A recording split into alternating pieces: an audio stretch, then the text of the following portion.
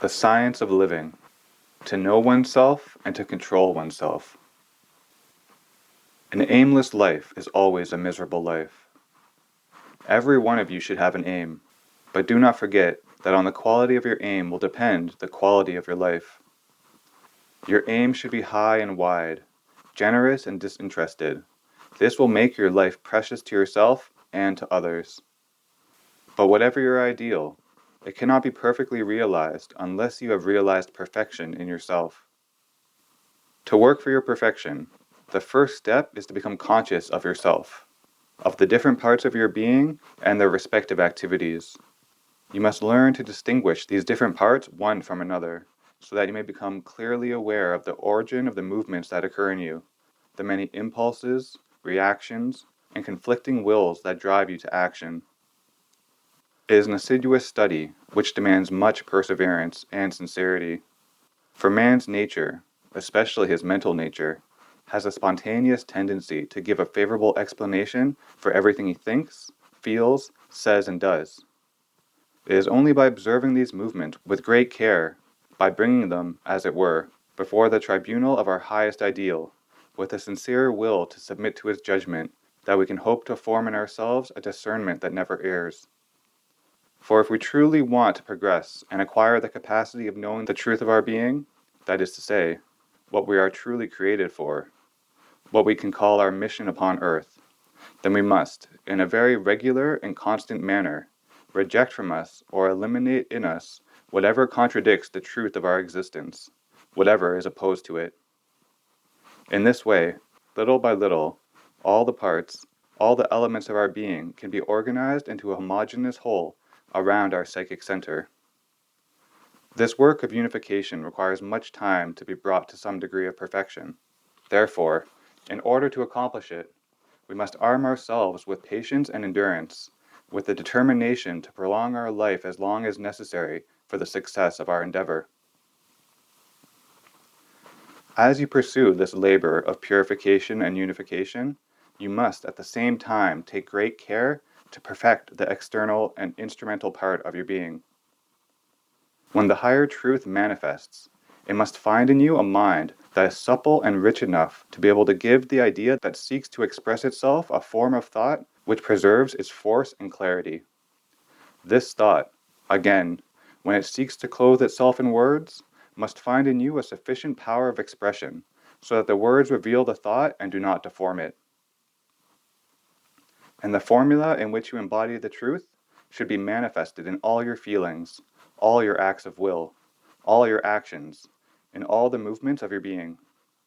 Finally, these movements themselves should, by constant effort, attain their highest perfection.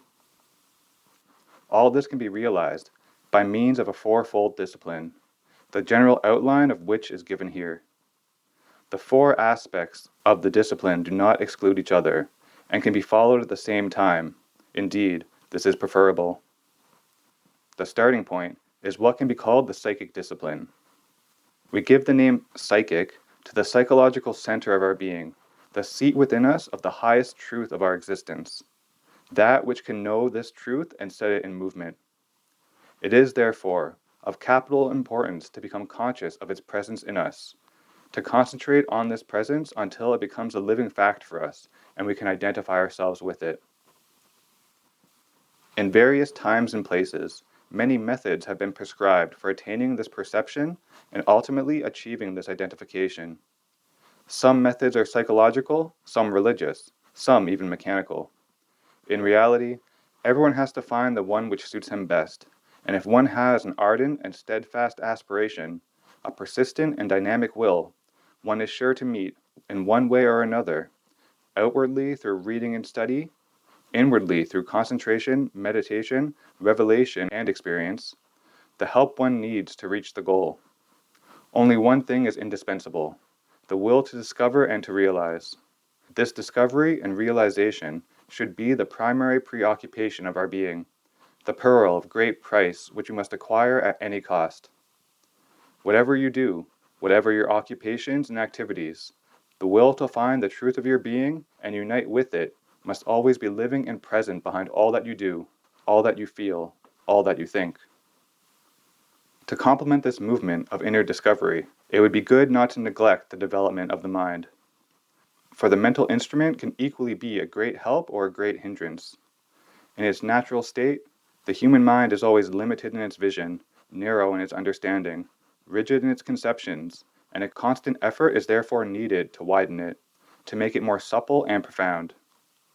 So it is very necessary to consider everything from as many points of view as possible. Towards this end, there is an exercise which gives great suppleness and elevation to the thought. It is as follows. A clearly formulated thesis is set. Against it is opposed its antithesis, formulated with the same precision.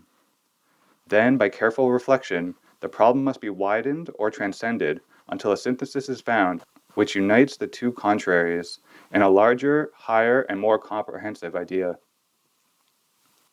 Many other exercises of the same kind can be undertaken. Some have a beneficial effect on the character, and so possess a double advantage, that of educating the mind and that of establishing control over the feelings and their consequences. For example, you must never allow your mind to judge things and people, for the mind is not an instrument of knowledge. It is incapable of finding knowledge, but it must be moved by knowledge.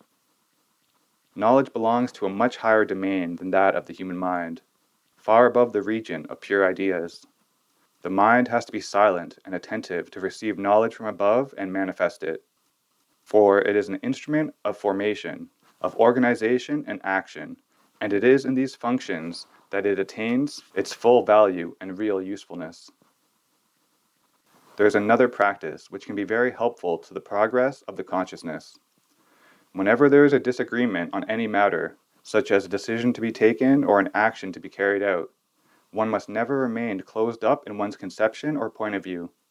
On the contrary, one must make an effort to understand the other's point of view, to put oneself in his place, and, instead of quarreling or even fighting, find the solution which can reasonably satisfy both parties. There always is one for men of good will. Here we must mention the discipline of the vital. The vital being in us is the seat of impulses and desires, of enthusiasm and violence, of dynamic energy and desperate depressions, of passions and revolts. It can set everything in motion, build and realize, but it can also destroy and mar everything. Thus, it may be the most difficult part to discipline in the human being. It is a long and exacting labor requiring great patience and perfect sincerity. For without sincerity, you will deceive yourself from the very outset, and all endeavour for progress will be in vain. With this collaboration of the vital, no realization seems impossible, no transformation impracticable. But the difficulty lies in securing this constant collaboration. The vital is a good worker, but most often it seeks its own satisfaction. If that is refused, totally or even partially, the vital gets vexed, sulks, and goes on strike. Its energy disappears more or less completely, and in its place leaves disgust for people and things, discouragement or revolt, depression and dissatisfaction. At such moments, it is good to remain quiet and refuse to act, for these moments are the times when one does stupid things, and in a few moments one can destroy or spoil the progress that has been made during months of regular effort. These crises are shorter and less dangerous for those who have established a contact with their psychic being, which is sufficient to keep alive in them the flame of aspiration and the consciousness of the ideal to be realized.